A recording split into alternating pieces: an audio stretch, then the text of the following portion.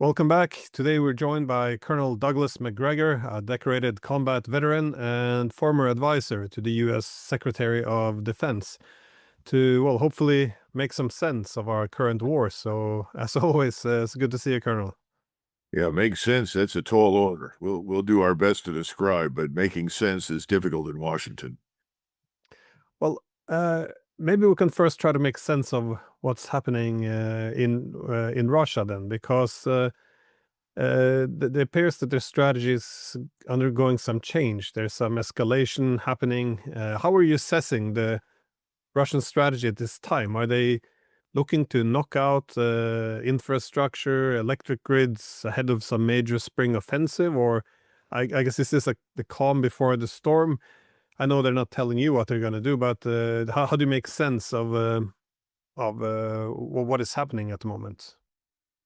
Well, the first thing I think is that you've got another major Kesselschlacht going on down in southeastern Ukraine, or what they call cauldron battles. If you move a little east and then south of Zaporizhia, you see a large concentration of remaining Ukrainian troops that are being gradually encircled, and that circle is tightening rapidly. And they're being largely annihilated with a precision strike weaponry, but eventually the Russians will swarm over it. That seems to be, at least in the southeast, perhaps the last bastion of Ukrainian resistance. At the same time, we see a lot of interest right now in two things. One is Odessa. Russian special ops is already walking around in Odessa at night. Odessa is lightly defended. Most of its air defense capability has been eliminated. So it's a function right now, I think, in Moscow of deciding what you want to do next. It will involve major operations. That could easily be Odessa. At the same time, they're closing every single day with Kharkov. Now, none of that, in my judgment, solves the ultimate problem, which is Kiev. As long as that government under Zelensky exists, there is a facade. There is the impression of something significant in Kiev.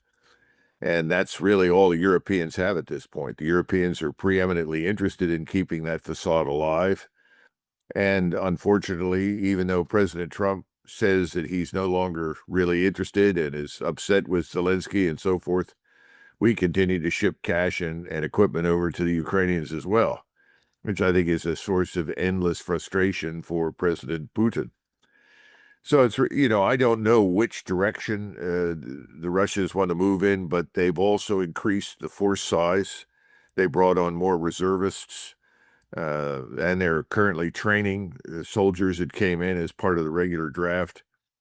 So I think the options are obvious. The three that I mentioned: Odessa, Kharkov, and Kiev.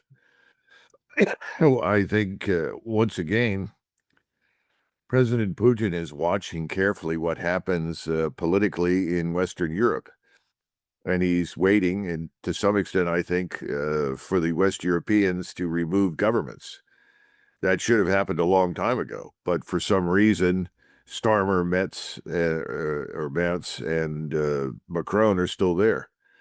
So he may decide that it's no longer possible to exercise continuous patience and to move decisively. But again, he's always been very sensitive to the possibility that if he moved decisively in a major offensive, that this would awaken sleeping NATO.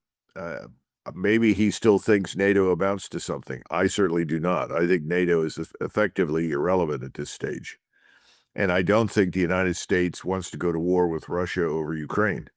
So I think he has more freedom of action than he thinks. But that's as close as I can come to explaining what's going on there.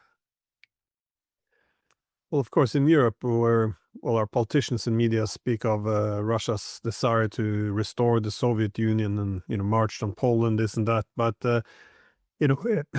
but we heard from Russia now and China that one of the most recent news that they should develop a new grand plan for the development of bilateral relations. At least this is what Xi Jinping was saying. What exactly do you see in the cards there for Russia and China? And of course, I think this is one of the problems a lot of the Europeans haven't woken up to, that since 2014, the Russians have been taking great steps to seek an economic future in the East. So this idea that their foreign policy focus should be Europe, I think this is very, very misplaced. But what is it that you think this bilateral relationship will look like, and what are the objectives? Well, I think militarily the two understand that they have a permanent interest at this point in mutually reinforcing their capabilities and their strength.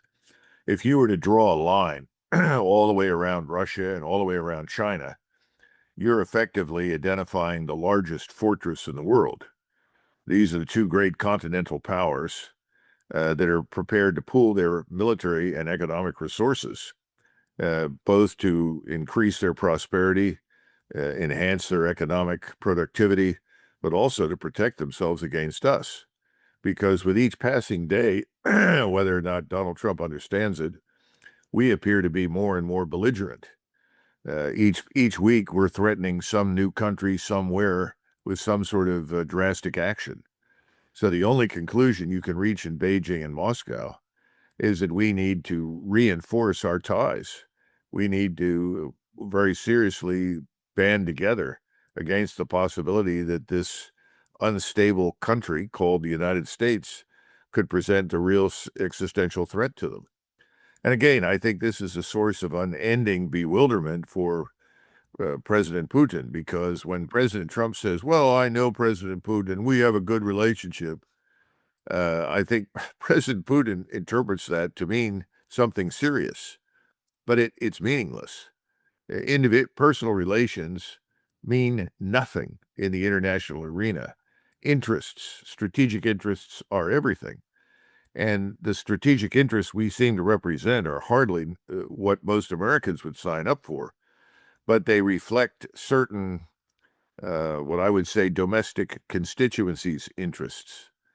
We would not be in the Middle East at all at this point, and we certainly would not be in a position of hostility towards Iran without the enormous Israel lobby and its money, its financial power to elect, to de-elect, to remove, to appoint people in the United States government. You also have the Cuban lobby, which is very well funded and quite large and influential. In fact, President Trump mentioned it when he talked about Cuba, when he declared a national emergency vis-a-vis Cuba.